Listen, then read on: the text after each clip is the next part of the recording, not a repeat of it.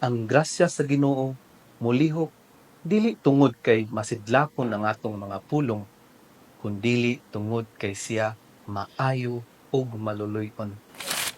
Mga igsoon ko diha ni Kristo, mayong adlaw kaningong tanan. Aniya nausab kita sa palandong, ang pamalandong sa pulong sa Dios. Ako si Reverendo Diego Octavius Tabutabo, usa ka diakono dinhi sa atong Archdiocese sa Sugbo, kasamtangan na destino sa Santo Tomas de Villanueva Parish, Danau City.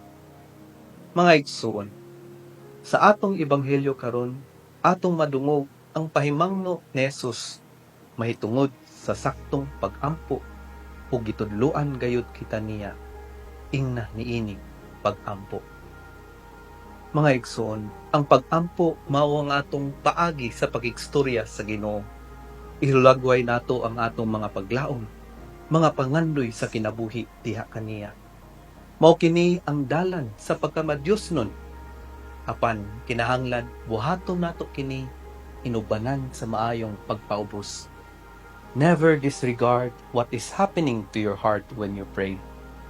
Nanahimo ka ba na mapaubsanon o nanahimo na hinuong mapahitason diha sa atong pagtumili sa pagdawat sa mga paagi sa Ginoo sa atong kinabuhi.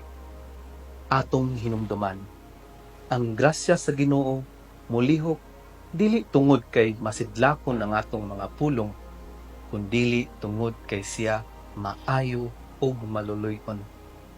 Pray with a heart that is genuine and humble, wishing what God wishes for us. Amen.